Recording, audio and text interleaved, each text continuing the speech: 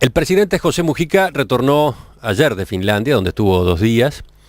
Según él mismo declaró antes de partir, esta misión tenía un objetivo concreto, que era que la empresa UPM confirmara la decisión de instalar una nueva planta de celulosa acá en Uruguay. La apuesta era muy fuerte, un presidente viajando a gestionar directamente una inversión con una multinacional de otro país. Y los resultados, aparentemente, fueron magros. En el mejor de los casos, el proyecto debería esperar varios años. ¿Cómo se entiende esta jugada de política exterior? Vamos a averiguarlo con el canciller Luis Almagro, que acompañó al primer mandatario en esta visita a Finlandia. Con él aprovecharemos a conversar también sobre otros asuntos de la política exterior que están en debate. Doctor Almagro, buen día, gracias por acompañarnos. Buen día a usted, a la audiencia. Según declaró el propio presidente Mujica antes del viaje, el cometido era ese: traer la confirmación de UPM sobre una nueva planta de celulosa en Uruguay, la tercera. Incluso se hablaba ya de la localización en el noreste del país. ¿Hay que concluir entonces que la misión no dio el resultado que se esperaba? Fue un éxito completo. Tanto que el comunicado de UPM excede las premisas que nos habíamos planteado respecto a este tema, ¿no? O sea, nosotros... A ver, tengo aquí el comunicado de UPM. Sí. UPM considera el futuro desarrollo industrial del sector forestal en Uruguay como una buena oportunidad y recibe con interés la invitación a profundizar el diálogo con el gobierno de Uruguay. El foco de las conversaciones en este momento es en las áreas de desarrollo requeridas para un mayor crecimiento industrial, en particular la infraestructura para la logística, las plantaciones forestales, así como la generación de conocimientos y capacidades en distintas áreas. Exactamente. Y es un excelente primer paso. Primero que el presidente lo que quería transmitir esencialmente era trabajar para que la instalación de esta tercera planta sea en Uruguay y hacer un aporte que obviamente va a requerir acumulación porque va a ser algo que prácticamente queda todo para el próximo gobierno, transmitiendo la seguridad, las garantías de una política de Estado en el terreno forestal para pelear un terreno en disputa que es donde instalaría UPM una próxima planta una vez tomada una decisión al respecto. Y el mensaje del presidente, con el hecho de entrevistarse con autoridades de la empresa, con las principales autoridades finlandesas, primer ministro y presidente, nos deja a Uruguay en una excelente posición. Y ese comunicado de UPM, así como las declaraciones que realizara el señor Jaakko Sarantola, son absolutamente positivas en ese sentido. Bueno, si nos remitimos a lo que dijo Sarantola, ahí aparecen los matices, porque dijo, en estos momentos la construcción de una nueva planta de celulosa no está en la agenda de UPM. Mire, agregó que antes de que UPM se plantee la posibilidad de incrementar sus inversiones en Uruguay, se deberían mejorar las infraestructuras para facilitar la logística, sobre todo en la red de carreteras y las instalaciones portuarias. Ya que usted la lee, le voy a leer una traducción mucho mejor que la suya, porque esa que la acaba de mandar el embajador Pablo Sader hoy. ¿Hay 2 traducciones? Por supuesto, sí, porque el finlandés es un idioma un poco complicado y se ve que a alguno le dio un giro en algún momento que no es el más adecuado. Pero sí, los comentarios de Sarantola están completamente alineados con el comunicado de UPM. Por supuesto, Uruguay, el progreso uruguayo es una posibilidad positiva para nosotros. No hemos discutido nada concreto todavía. Luego dice, el señor presidente de la República Oriental del Uruguay y la compañía UPM discutieron sobre la nueva planta de pasta de celulosa Uruguay. El señor presidente de la República de Uruguay, que se encuentra en este momento en la visita presidencial a Finlandia, quiere que se haga una tercera planta de celulosa finlandesa. UPM ha mostrado su interés prudente.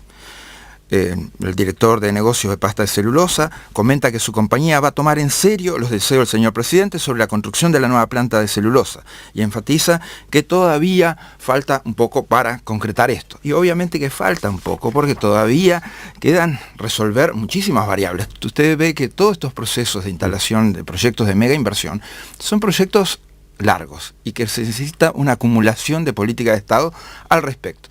Las cosas que empieza uno, las termina el otro. Y por eso era muy importante que al más alto nivel oficial, manifestáramos este interés, que este interés quedara registrado, que se manifestara el interés de la otra parte al respecto. Y la otra parte va a tener que resolver variables inmobiliarias, económicas, comerciales, tributarias, etcétera, etcétera, y nosotros también tendremos que resolver variables ambientales, productivas, descentralización. Estas son negociaciones que en todo proyecto de mega inversión llevan su tiempo, llevan su par de años a veces y necesitan que todas las variables estén de acuerdo. Los temas de infraestructura, de capacitación de personal, todas estas son cosas que tenemos que trabajar en este tiempo para asegurar el camino. Pero es muy importante que el próximo gobierno de Uruguay, y ese era el mensaje del presidente, alineado a una política de Estado de desarrollo forestal y desarrollo industrial forestal y de diversificación del desarrollo industrial forestal, también obviamente reafirme este interés y enganche ese interés que hoy ha recogido el presidente Mujica. Y obviamente que eso es lo que abre la posibilidad de hacer esta nueva planta en el Uruguay. A ver, déjeme pasar en limpio. Y de diversificar a otros rubros, como por ejemplo el biodiesel, algo con lo cual ya UPM está experimentando en nuestro país. No, le pedía que me dejara pasar en limpio, porque lo que me llama la atención es lo siguiente. En realidad hace meses que se venía dando como un hecho esa tercera planta de celulosa. Distintos voceros del gobierno la habían manejado. Estaba la decisión, faltaba, sí, bueno, definir plazos, etcétera, pero se la daba como un hecho. ¿Por qué fue necesario que el presidente Mujica viajara? ¿Aparecieron nubarrones? ¿Aparecieron otros lugares posibles para instalar esa planta? Mire, usted lo sabe que, y lo hemos hablado en otras oportunidades, esto, y lo acabo de decir también, son procesos acumulativos en los cuales se precisan decisiones de gobierno permanentes. Y esas decisiones de gobierno permanente van sumando para que se puedan concretar estos resultados. ¿Pero ustedes vieron en el gobierno que de algún modo estaba en riesgo aquella idea que ya se había manejado? Mire, siempre hasta que la empresa no haya comprado un terreno, hasta que la empresa no haya resuelto otros temas que vienen conjuntamente, lo que manejé hoy. O sea, la empresa tiene que tener determinadas garantías y tiene que resolver en la negociación con el gobierno esas variables inmobiliarias, económicas, comerciales, tributarias, etcétera, etcétera, de capacitación, de personal, que hacen necesaria infraestructura, que hacen necesarias para que ese proyecto de inversión les sea rentable. El gobierno obviamente tiene que asegurarse en ese mismo marco de variables las necesidades que necesita cubrir a la hora de aceptar un proyecto de mega inversión que obviamente tiene su impacto en la economía. Y estos procesos nunca es de un día para el otro, o sea, esto recién se termina el día que se firme el acuerdo entre UPM y el gobierno, como recién terminó cuando se firmó el acuerdo entre Montes del Plata y el gobierno, cuando se firmó el acuerdo entre UPM y el gobierno anteriormente. O sea que entonces las expectativas eran más moderadas de lo que en principio se había entendido. Creo que en general se entendió que Mujica iba en busca de la confirmación absoluta. Efectivamente, pero no vamos a firmar un contrato cuando no tenemos, va a construir, cuando no están negociadas ninguna de estas variables. Era algo completamente improcedente. Gente que no sabe nada solamente puede expresarse en ese sentido. Es muy serio, obviamente, negociar un acuerdo de mega inversión. No teníamos las variables completamente resueltas como para ir a firmar.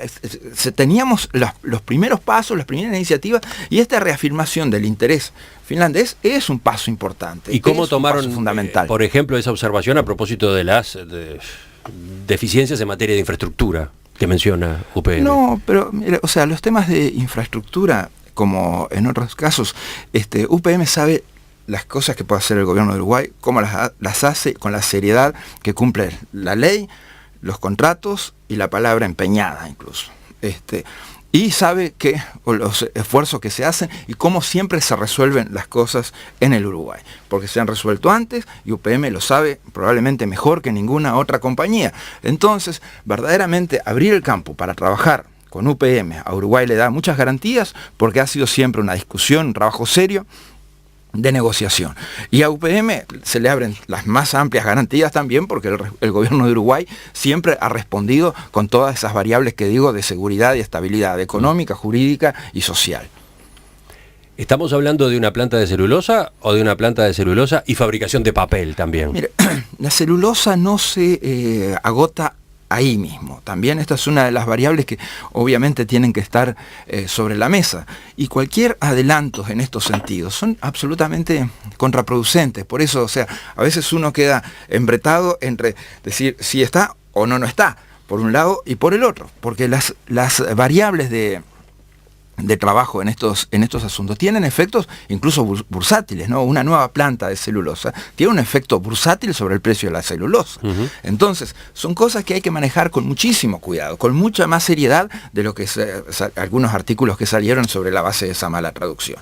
Eso es el punto, creo, de inflexión, donde se hace que los trabajos puedan ser llevados de una manera sobre la base de este proceso de acumulación, sumando puntos, generando los mejores resultados, asegurando las mejores condiciones, como para que se instale esa planta. Uruguay dio el primer paso sobre esa eventual planta de celulosa de UPM, nueva planta de celulosa de UPM en el continente. Ahora bien, esto obviamente que continuará. Y entonces, teniendo en cuenta que continuará en el próximo gobierno, y que hay elecciones ahora, ¿qué tipo de intercambio con la oposición se está teniendo a propósito de esta línea de acción? El presidente Mujica, es un tema que hemos hablado mucho, incluso lo hemos tenido que hablar con la oposición por temas y variables de política exterior, como es de conocimiento, y lo hemos tenido que hablar con la oposición en todas estas dinámicas que obviamente tienen la instalación de procesos de mega inversión. Y el presidente Mujica manifestó en el día de ayer que tiene interés en hablar con la oposición para informarle de los resultados de esta visita, y que obviamente lo contextualicen de la manera correcta, adecuada y en función de los trabajos futuros que van a tener que tener una linealidad con este. En las declaraciones que había hecho el presidente Mujica antes de salir, también hablaba de otra empresa que iba a convencer o que trataba de convencer a empresarios finlandeses para que invirtieran en el rescate de Urupanel. Exacto. Que es esa fábrica de tableros de madera instalada en Tacuarembó, que cerró el mes pasado cuando entró en concurso de acreedores. ¿Qué novedades hubo en cuanto a ese otro proyecto? También mantuvimos reuniones con potenciales interesados, inversores. Necesitan un poco más de información. Hay un estudio jurídico importante del Uruguay que está representando a Urupanel. Hemos puesto en contacto a las partes, están elaborando documentos en los cuales no dejan margen de dudas respecto a la situación económica, financiera o el potencial comercial que puede tener Urupanel. Entonces, creo que ese trabajo también está bien encaminado. ¿Pero cuántos son los inversores eventualmente interesados en Urupanel? Hemos hablado con 2 hasta ahora. Y las potenciales son importantes. Creo que algunos tienen un poco más decidido respecto a los otros, a otros en cuanto a que recibida determinada documentación y recibida determinadas seguridades de los actuales dueños de Urupanel, que eso se pueda implementar adecuadamente. Ajá. Pero entonces ustedes confían en que pueda haber una solución. ¿En qué plazo? Confiamos en que pueda haber una solución. No depende del gobierno exactamente, depende de una empresa que tiene obviamente su contabilidad y sus temas económicos y financieros que informar al posible inversor. Entonces, y el posible inversor en función de eso tomará las decisiones. Nosotros lo que hemos engrasado mucho son las poleas de transmisión para que eso vaya lo más fluido y rápido posible. ¿Y las gestiones se han hecho hasta ahora solo con Finlandia? ¿Con empresas finlandesas? No, pero sí es donde parece de manera más persistente el interés. Ministro, quizás el caso que veníamos analizando, el de este viaje de esta semana de la comitiva encabezada por el presidente José Mujica a Finlandia, nos permite entrar en una de las discusiones que aparecen en la campaña electoral. Por ejemplo, desde el Partido Nacional, incluso desde el Partido Colorado, se cuestiona el exceso de lo que podríamos denominar diplomacia presidencial. ¿Cuál es el límite?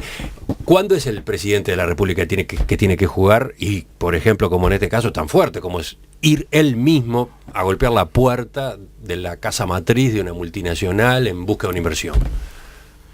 El límite es el cielo. El límite es el cielo. O sea, cuantas más veces uno pueda hacer jugar al presidente y especialmente al presidente Mujica en temas de política exterior, más cosas resuelve y más rápido las resuelve. Entonces, para mí verdaderamente, o sea, es distinto que vaya yo solo a Finlandia a decir, miren, reitero el interés de Uruguay en que ustedes instalen esta planta en nuestro país, que lo diga el presidente, y con la dimensión que tiene la transmisión de ideas por parte del presidente. Entonces, verdaderamente es un apoyo que hace una gran diferencia en cuanto a los resultados de gestiones. Así que en toda ocasión, obviamente, que podamos hacer, y cuando estamos jugando cosas serias, acá estamos jugándonos la erradicación en nuestro país de un proyecto de mega inversión, el tercero en la historia del Uruguay. Entonces, no es algo que nosotros podamos dejar así librado al azar. Pero hay otros casos. Pensamos, por ejemplo, en la relación Uruguay-Argentina, que ha estado tan complicada últimamente. Con respecto a este vínculo en particular, el doctor Luis Lacalle Pou, candidato a presidente por el Partido Nacional, está proponiendo 2 cambios importantes, según dijo este miércoles en el ciclo presidencial de 2014 del Espectador y Deloitte. El primero de ellos, y como parte de una medida general, dijo, es bajar un estadio las relaciones diplomáticas. Los presidentes mandatan, no negocian, y menos sucede que las relaciones entre 2 naciones estén vinculadas o determinadas por la buena o mala onda de los presidentes. No puede ser que un micrófono prendido en un mal momento haga que 2 países compliquen sus relaciones, o que un compromiso eventual de un presidente para con otro presidente termine de alguna manera perjudicando algunas actividades de índole comercial en nuestro país. ¿Qué responde usted, doctor Almagro? Primero, un paraguas amplio, ¿no? O sea, en estos 4 años de gestión y tomando en cuenta todos los periodos quinquenales anteriores, hasta el gobierno del presidente Lacalle, en estos 4 años nosotros hemos exportado más bienes a la Argentina que nunca antes en la historia. Hemos exportado más servicios a la Argentina que nunca antes en la historia. Hemos recibido más turistas argentinos que nunca antes en la historia y hemos recibido más inversiones argentinas que nunca antes en la historia.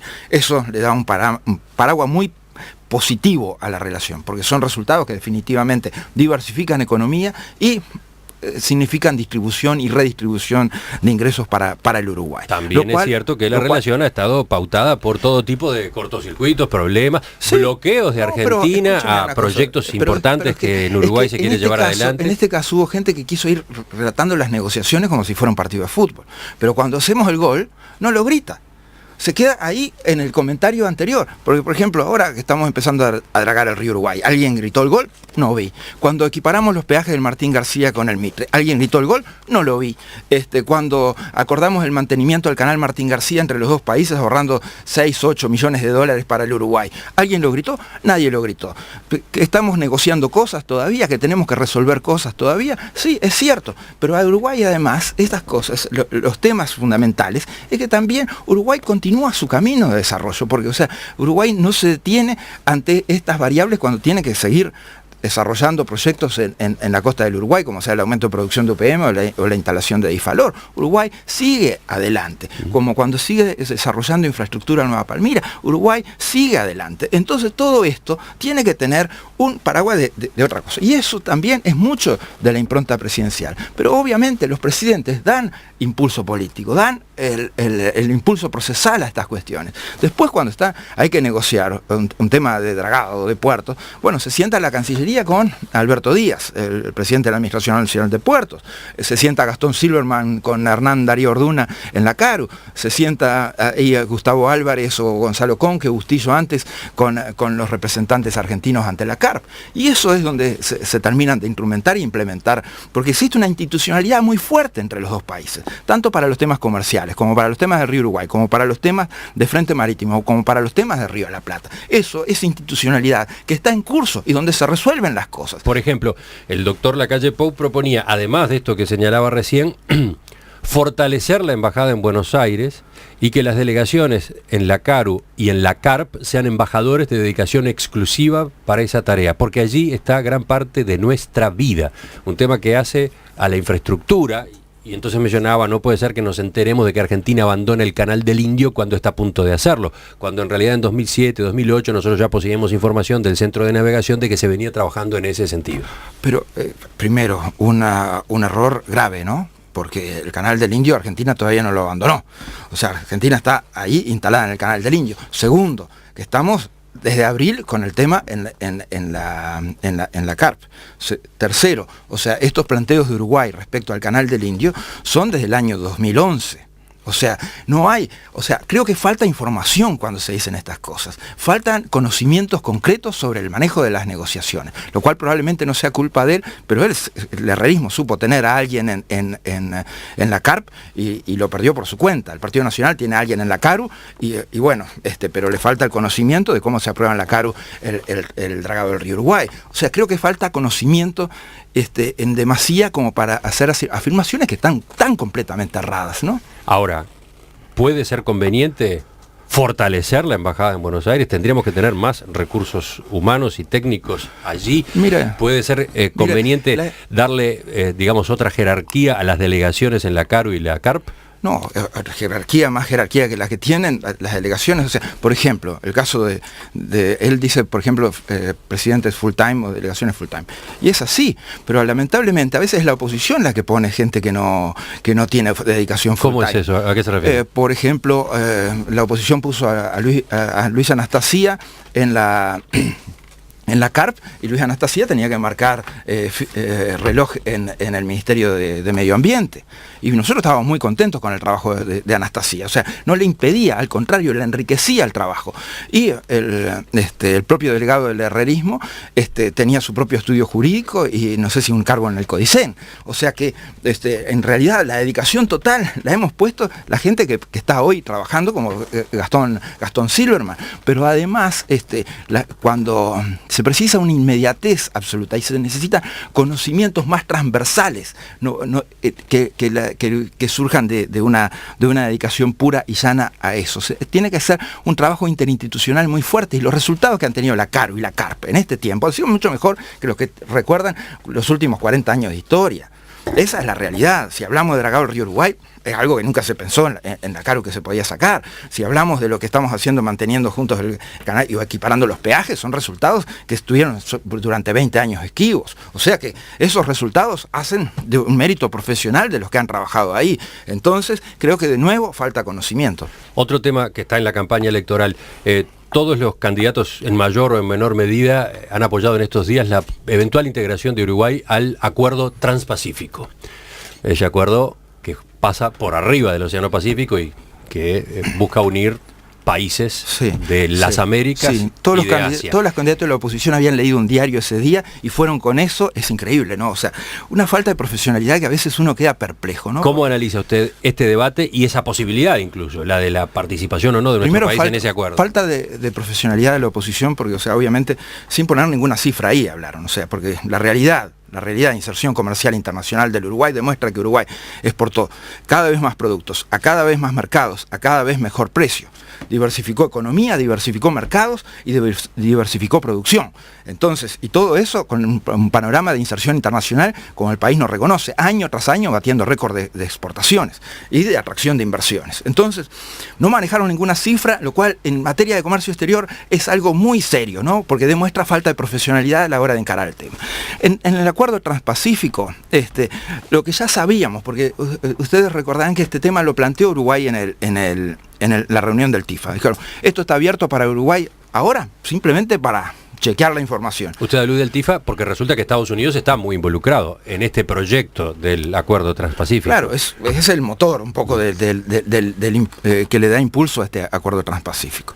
Entonces, Estados Unidos nos contesta lo mismo que contestó la presidenta Bachelet el otro día, porque a la oposición le hubiera venido bien escuchar la conferencia de prensa de la presidenta Bachelet para darse cuenta ya que ahí que estaban errados.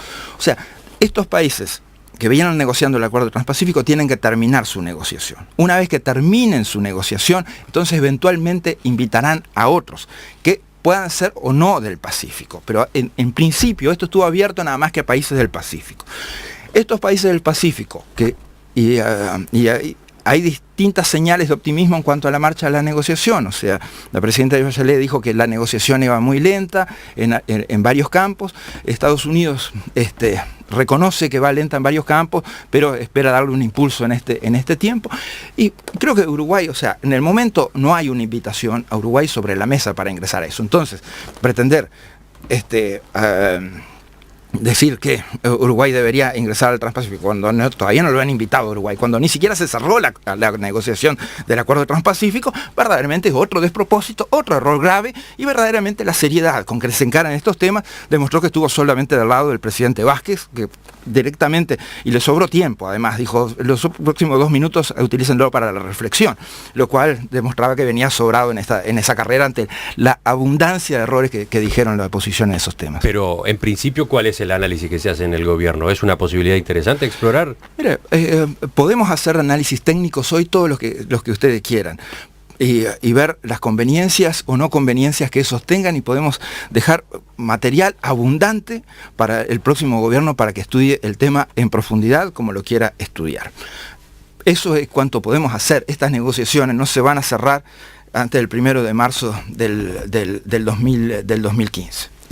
Entonces, por ahora vamos simplemente a seguir eso, y si mañana se cierran las negociaciones, es también estar listos para analizar objetivamente, en función de datos comerciales, eso, pero trabajando profesionalmente, no tirando cachetazos a lo bobo. Ministro Almagro, para terminar, le consulto a propósito de un tema que lo tiene usted como protagonista, aunque está claro que no es una cuestión personal lo que está de por medio, sino un proyecto país, o por lo menos un proyecto de esta administración del presidente Mujica. Lo digo porque desde hace meses su nombre es uno de los candidatos para ocupar el cargo de secretario general de la OEA cuando termine el mandato del actual secretario José Miguel Insulza. ¿Por qué es que se está planteando el gobierno? ¿Por qué usted mismo se plantea la posibilidad de ocupar ese puesto? No me lo planteo yo mismo. Casi que capaz uno nunca se puede autopostular para cosas, eso generalmente sale mal.